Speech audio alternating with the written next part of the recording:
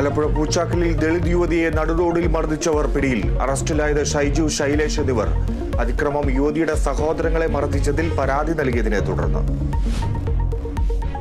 സംസ്ഥാനത്ത് സ്ത്രീകൾക്കും കുട്ടികൾക്കുമെതിരായ അതിക്രമങ്ങൾ വർദ്ധിച്ചെന്ന് പ്രതിപക്ഷം നിയമസഭയിൽ. അതിക്രമങ്ങൾ എണ്ണിപ്പറഞ്ഞ് കെ രമ.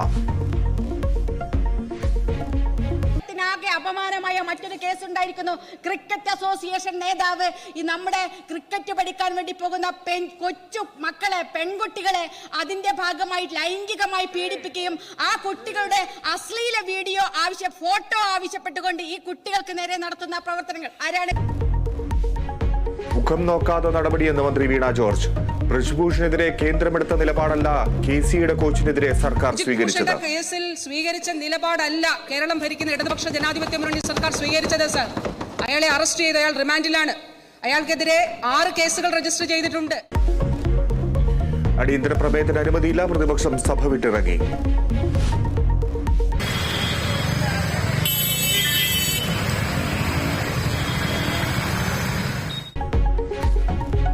കൊച്ചി കുണ്ടന്നൂരിൽ സ്കൂൾ ബസ്സിന് തീപിടിച്ചത് തേവര SS സ്കൂളിലെ ബസ്സിന്. കുട്ടികളെ ഇറക്കിയതിനാൽ ഒഴിവായത് വൻ ദുരന്തം.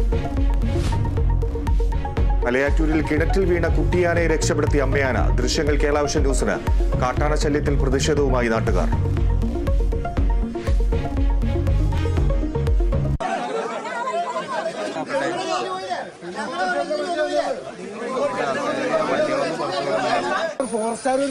ഒരു കാര്യത്തിൽ തീരുമാനം ഇവരുടെ മുമ്പിലില്ല.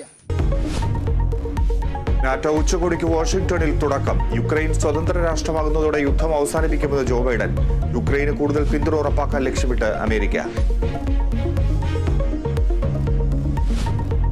കോപ്പ അമേരിക്ക ഫുട്ബോളിൽ കാനഡയെ തകർത്ത അർജന്റീന ഫൈനലിൽ. ജയം എതിരില്ലാത്ത 2 ഗോളിന്. യൂറോകപ്പിൽ ഫ്രാൻസിനെ 1-നെതിരെ 2 ഗോളുകൾക്ക് കീഴടക്കി സ്പെയിൻ ഫൈനലിൽ. യൂറോകപ്പ് ചരിത്രത്തിൽ ഗോൾ നേടുന്ന പ്രായം കുറഞ്ഞ താരമായി ലാമിൻ യമാൽ.